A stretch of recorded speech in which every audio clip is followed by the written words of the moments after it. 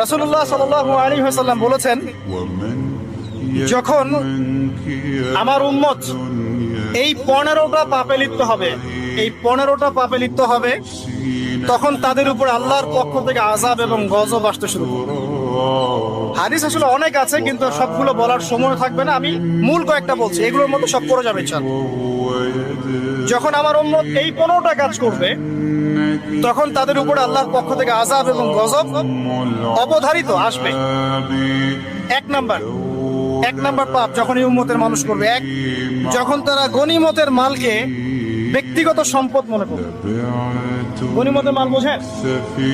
রাষ্ট্রীয় সম্পদ, public property. এটাকে যখন মানুষ ব্যক্তিগত সম্পদ মনে করে ব্যবহার করা শুরু, এটা কি মিল পাওয়া যায়? আচ্ছা। 2 নাম্বার, যখন কারো কাছে আমানত রাখা হবে, আমানত, এবং সে এটাকে ব্যক্তিগত সম্পদ মনে করবে। বুঝতে পারছেন?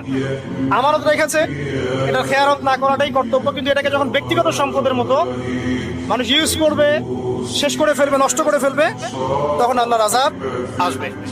3, যখন মানুষ যাকাত আদায় করাটাকে জরিমানা মনে করবে, যাকাত দিতে চাইবে না, যাকাতটাকে জরিমানা মনে করবে। কি সমস্যা, কি বার্ডেন, যাকাত আবার দেওয়া লাগে কেন? আমরা তো ট্যাক্স দেই। যাকাতকে মানুষ জরিমানা মনে করবে।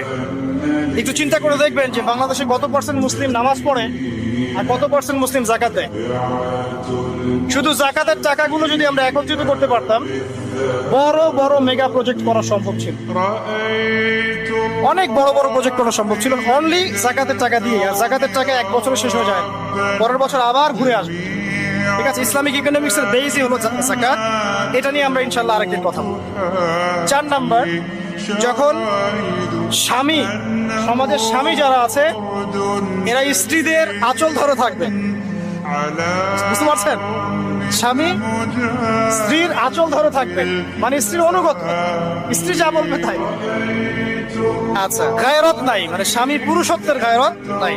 5 নাম্বার, যখন সন্তান মায়ের অবাধ্য হয়ে স্ত্রীর খেদমত করা শুরু, যখন সন্তান মাকে দেখবে না, স্ত্রীকে দেখবে। পাচ্ছেন মিল সমাজে? আচ্ছা। 6 নাম্বার, যখন বাবার পরিবর্তে, পিতা বাবার পরিবর্তে মানুষ বন্ধুদেরকে সম্মান করা শুরু, বাবাকে সম্মান করবে না, ফ্রেন্ড সার্কেলকে সম্মান। সুবহানাল্লাহ। এরপরে আসেন 7, যখন